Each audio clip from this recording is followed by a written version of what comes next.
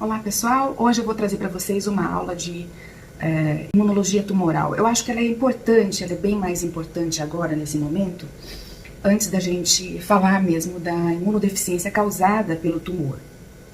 Então a gente vai iniciar falando um pouquinho sobre a imunologia tumoral, para vocês terem uma ideia de que a nossa resposta imunológica, ela sempre vai acontecer. E só acontece mesmo o câncer quando existe uma falha nessa nossa resposta imune. Agora, neste momento, você que está me ouvindo, também está fazendo células tumorais. O seu organismo produz, porque existem mutações que elas ocorrem devido à proliferação celular. Essa proliferação celular desordenada, desorganizada, promove alguns erros, né?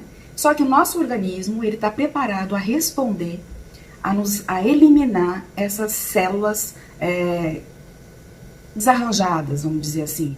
Essas células que fizeram alguma mutação e que, na verdade, não desempenhariam bem o seu papel. Então, é função do sistema imunológico varrer o organismo, procurando essas células, não só essas células, mas também todos os agentes agressores, os vírus, as bactérias, né, que porventura podem entrar no nosso organismo, e é a função do sistema imunológico estar patrulhando o nosso organismo e eliminando qualquer possibilidade de agentes estranhos que venham a desorganizar e estragar, né, as funções orgânicas. Bom, então, se a gente for falar agora sobre a nossa resposta, como é que a gente responde a essas células tumorais, é importante que a gente lembre que existem fatores que predispõem a massa tumoral a se desenvolver no nosso organismo. O primeiro fator é um fator genético, então é importante saber disso, né? Que não é qualquer um, não é para qualquer um. Existe um fator genético que predispõe a mutações. Não só mutações, mas também translocações, amplificações, né? E vocês provavelmente já devem ter estudado sobre isso.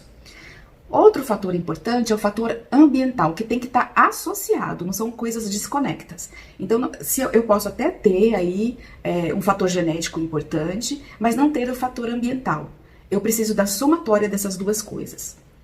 Então, raios ultravioleta, eu que sou muito branquinha, por exemplo, tomar muito sol, já tive CA de pele. Então, eu não posso estar me expondo demais, porque não tem melanina para me proteger. Fatores químicos, quando você está muito exposto, por exemplo, quem trabalha com raio-x, né? Vírus, nossa, vírus é demais. Então, os vírus, eles são, por exemplo, um CA de colo de útero, né? É o HPV, é o vírus que determina e que expõe essas pacientes, né? Tanto homens quanto mulheres, a desenvolver o câncer. Bom, aí eu vou precisar também, além desses fatores, de uma conversão de um proto-oncogen para o oncogen. Também provavelmente vocês já estão lendo sobre isso. E outro fator importante é a supressão de genes supressores de tumor, né? Então, são duas coisas que podem acontecer. Vou falar um pouquinho sobre antígenos tumorais. O sistema imune deveria ser eficaz na eliminação de células neoplásicas. Quando? Em primeiro momento, quando elas sofrem alterações. Sofreu alterações, o sistema imune tinha de varrer.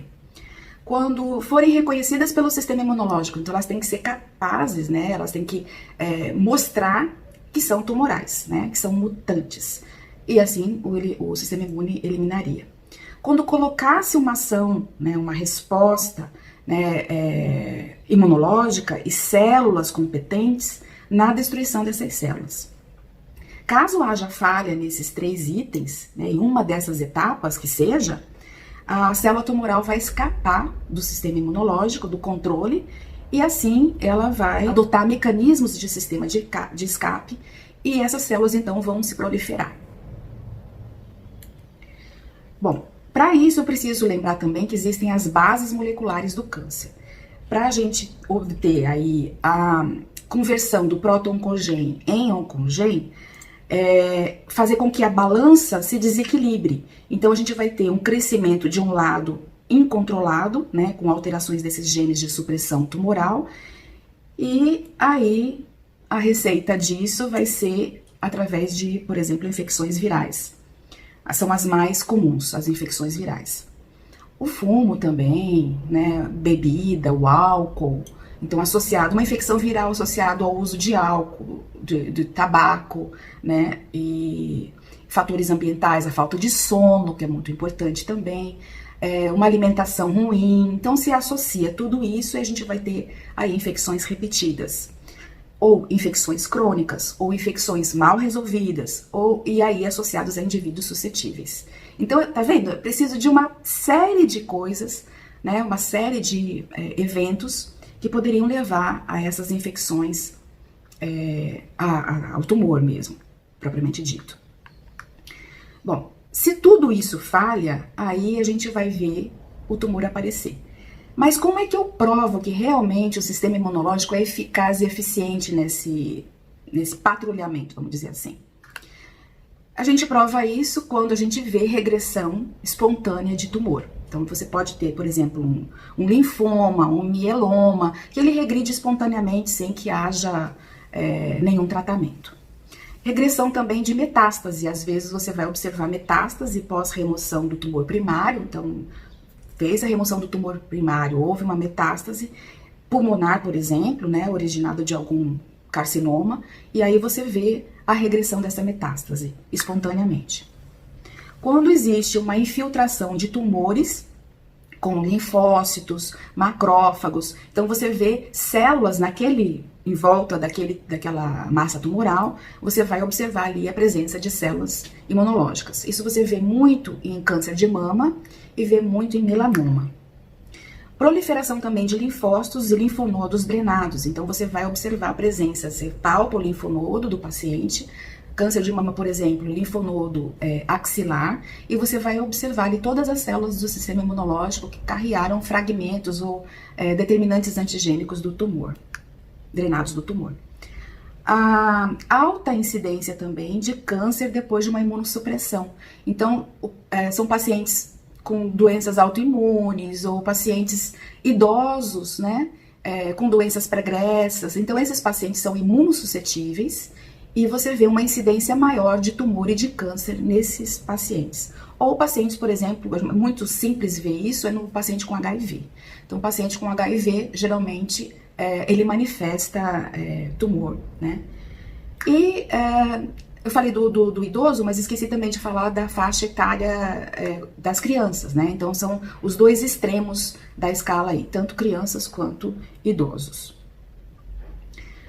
Bom, aí sim, se eu não tive resposta para o vírus, então eu vou precisar do fator genético, só relembrando, fator genético, fator ambiental, exposição a carcinogênicos, a questão psicológica e saúde mental também, e uma ineficiência na resposta imunológica. Somei tudo isso aí sim, eu vou observar a presença do câncer, tá?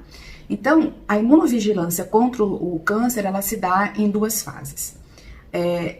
Tanto na imunidade inata, quanto na imunidade adaptativa.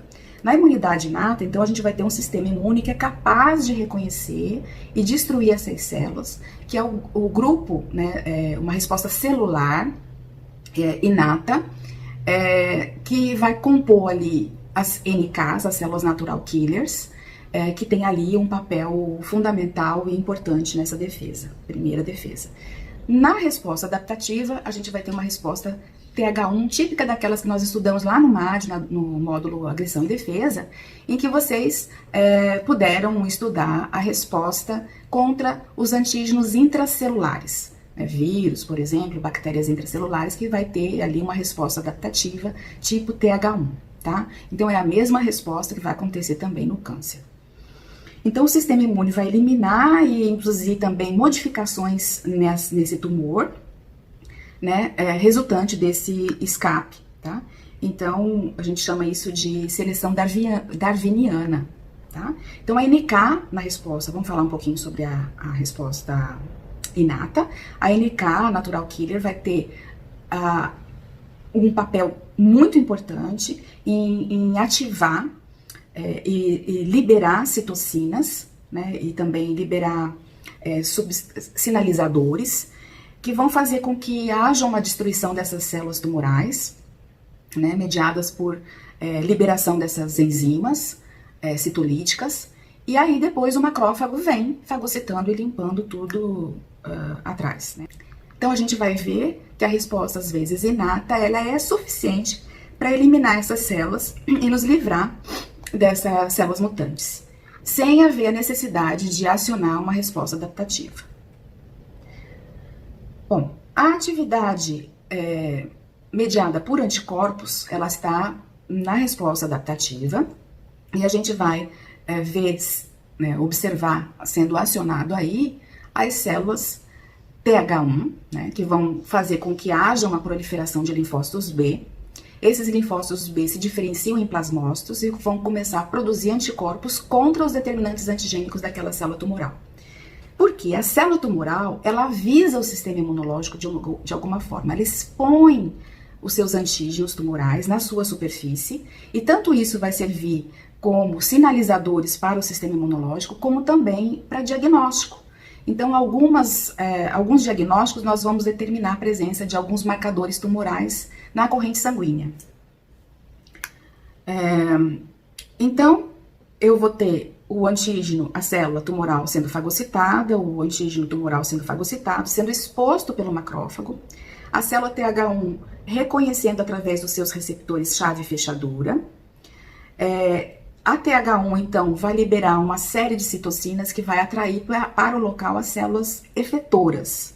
Quais seriam as células efetoras? A célula CD8, por exemplo, é uma célula efetora que vai fazer um papel semelhante à NK, só que de uma forma mais efetiva, porque ela vai também reconhecer através de receptores das células tumorais, então é diferente da NK, a NK vomita para fora aquele monte de enzimas e tanto vai matar, né, ou vai lisar as células tumorais, quanto as células íntegras que estão ali, as células normais que estão ali. Então é uma coisa um pouquinho mais, vamos dizer assim, não muito efetiva.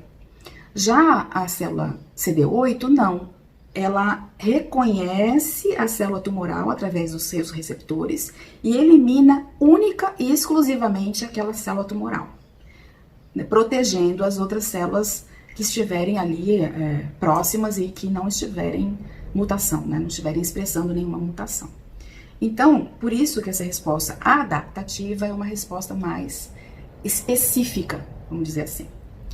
Ao mesmo tempo, já falei que ela vai atrair o linfócito B, que vai estar também produzindo anticorpos contra esses determinantes tumorais. E reconhecendo, assim, o sistema imune vai reconhecer especificamente essas células tumorais, né?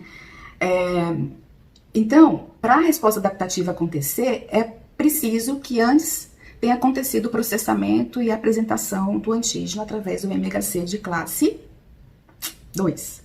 E o CD8 vai reconhecer aquela célula tumoral através do seu MHC de classe 1. Então, a célula tumoral expressa o MHC de classe 1 junto com o MHC de classe 1, o determinante antigênico do tumor, e assim a célula reconhece e extermina de uma forma mais eficiente, né?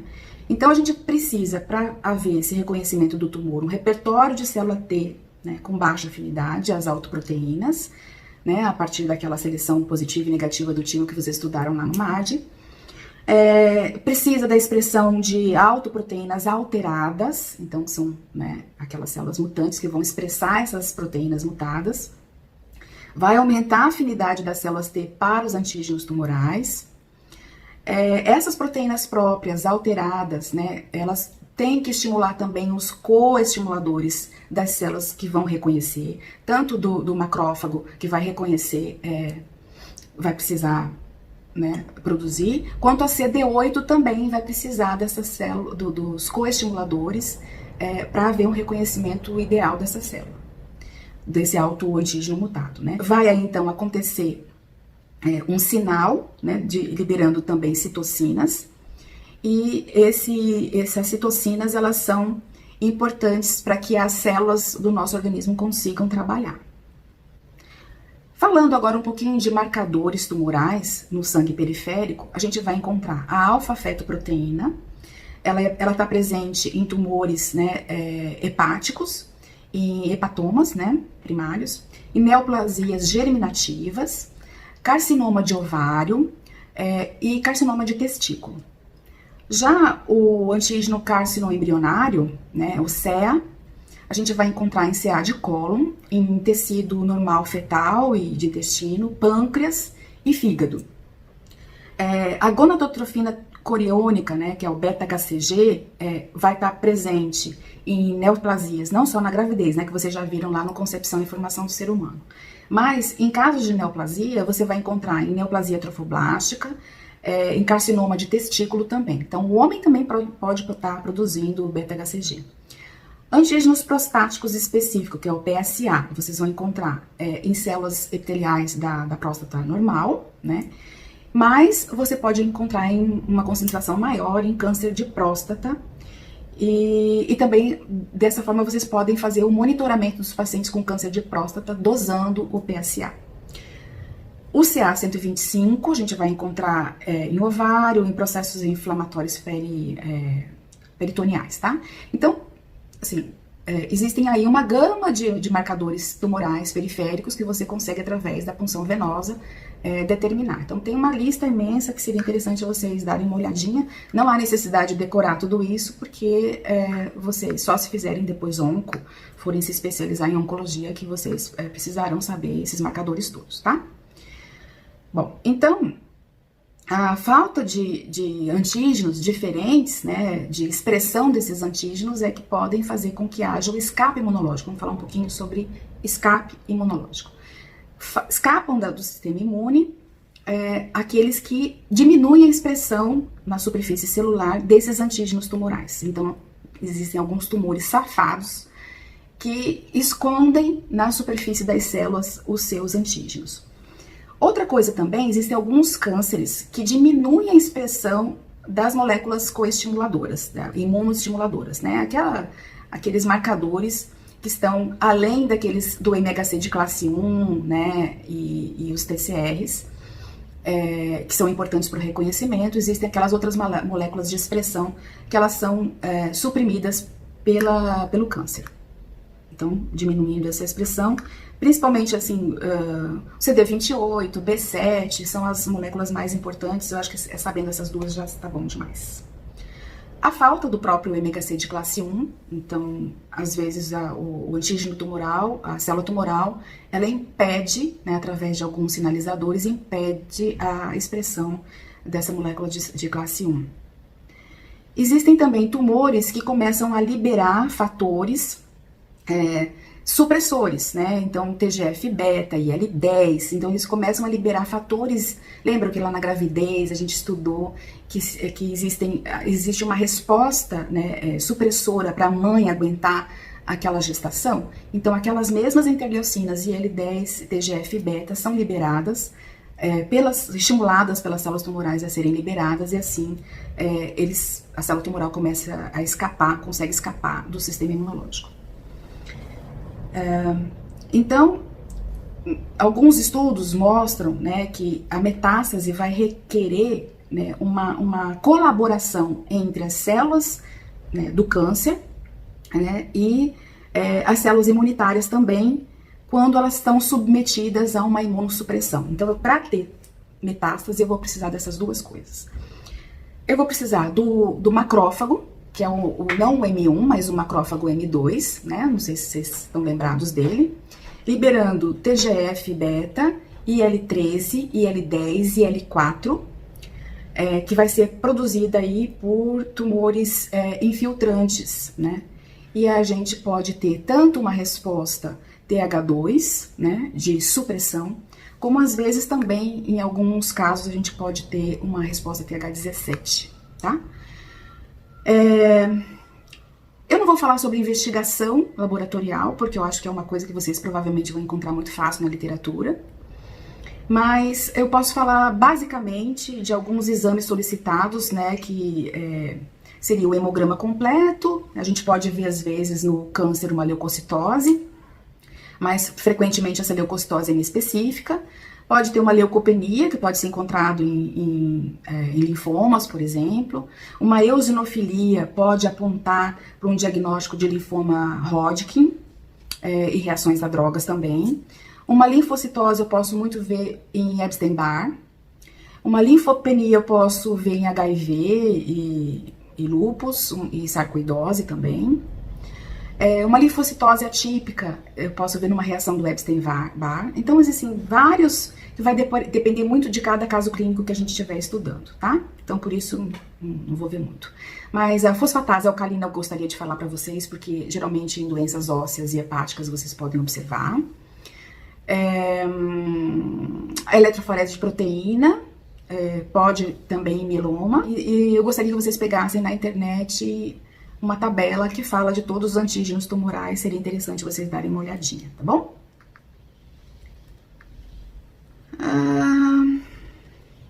Então é isso que eu queria trazer nesse vídeo, antes da gente falar da imunodeficiência propriamente dita, ok? Estudem bastante, aproveitem esse tempo para ler. A medicina exige de vocês muito estudo, muita dedicação, e eu espero que a gente retorne em breve e que essa pandemia passe logo. Então é isso aí, eu trouxe para vocês esse vídeo, espero que vocês estudem bastante, que vocês leem, aproveitem esse tempo para dar uma olhada nas bases de dados na internet.